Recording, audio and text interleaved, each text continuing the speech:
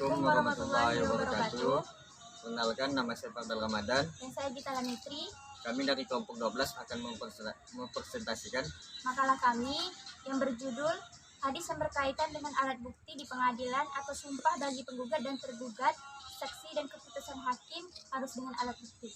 Teks hadis An Ibni Abbas radhiyallahu anhuma anna Rasulullah sallallahu alaihi wasallam qala law yu'tun nasu bidakwahum ladda'a rijalun amwala qaumin wa dima'ahum walakinil bayyinatu 'alal mudda'i wal yaminu 'ala man ankara anna amma salamata zawjan nabiyyi sallallahu alaihi wasallam akhbaratha an rasulillahi annahu sami'a khusumatan bibabi hujratihi fakharaja ilaihim faqala innama ana basyarun wa innahu ya'tinil khusmu fala alla ba'dakum ayyakuna abalagha min ba'di fa ahsibu annahu sadiqun fa akdilahu bizalika faman qadaitu lahu bihaqqi muslimin fa innama hiya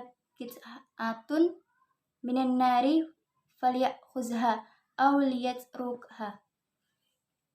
Dari Ibnu Abbas radhiyallahu anhuma bahwa Rasulullah sallallahu alaihi wasallam bersabda, seandainya setiap orang diberikan atau dikabulkan sesuai dengan pengakuannya, tentunya akan banyak orang yang menuntut harta dan darah suatu kaum.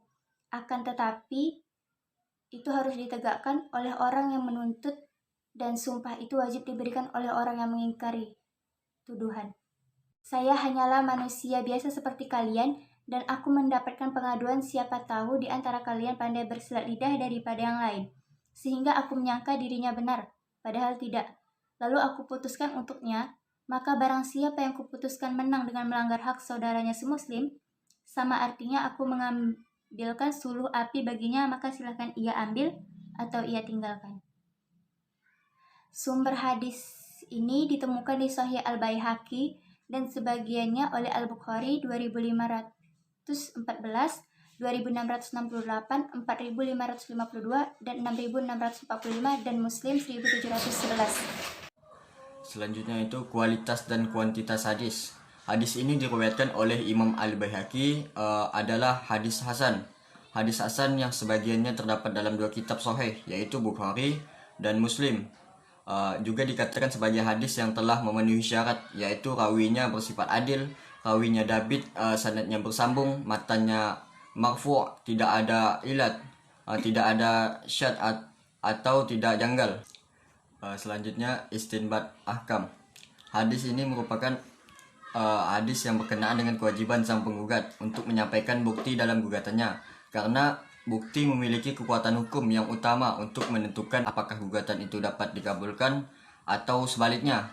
Selain itu, hadis ini juga berkenaan dengan sumpah yang mesti diucapkan oleh tergugat bila ia mengingkari gugatan tersebut. Dalam Islam, mengucapkan sumpah diucapkan apabila bukti yang diajukan oleh penggugat kurang dari diisyaratkan. Dalam sumpah wajib mengatasnamakan Allah. Jika tidak, maka sumpah tersebut batal. Selanjutnya kesimpulan. Seseorang yang menggugat orang lain, maka kepadanya diwajibkan mengajukan bukti-buktinya. Adapun bagi si tergugat dapat menolak atau mengingkari gugatan tadi. Dalam hal ini dimungkinkan bohongnya si tergugat dalam mengingkari gugatannya tadi. Oleh karena itu, si tergugat dapat diminta mengucapkan sumpah apabila diminta oleh penggugat.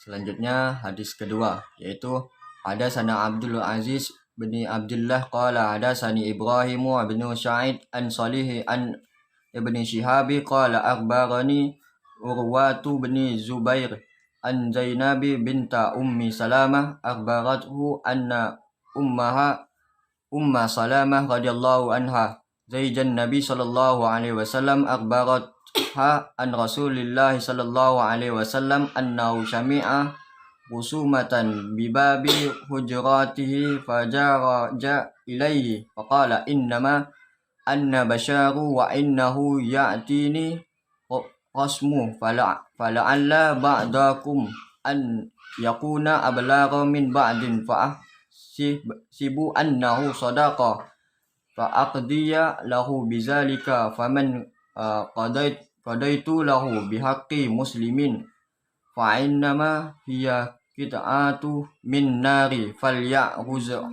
au falyatrukaha, yang artinya itu telah menceritakan kepada kami Abdul Aziz bin Abdullah berkata, telah menceritakan kepadaku Ibrahim bin Sa'ad dari Saleh dari Ibnu Syihab berkata, telah menceritakan kepadaku Urwah bin Az-Zubair bahwa Zainab binti Ummu Salamah mengabarkan kepadanya bahwa ibunya yaitu Ummu Salamah radhiyallahu anha, istri Nabi Shallallahu Alaihi Wasallam, mengabarkan kepadanya dari Rasulullah Shallallahu Alaihi Wasallam bahwa beliau mendengar dari balik pintu rumah beliau ada pertengkaran. Lalu beliau keluar memenuhi mereka, kemudian bersabda, aku ini hanyalah manusia biasa dan sesungguhnya pertengkaran seringkali dilaporkan kepadaku dan bisa salah seorang di antara kalian lebih pandai bersilat lidah daripada lainnya.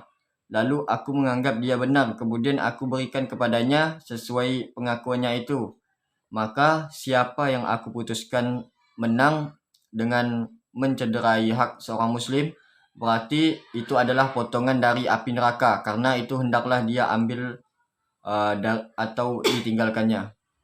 Terus selanjutnya sumber hadis. Hadis ini dapat ditemukan di Sahih Bukhari 6452, 6634, 6645, 6648, 3648, 3232, Sunan Abu Daud 3112, Sunan Ibnu Majah 2309, terus 8044, Musnad Ahmad 25409, Muwattah Malik 1205.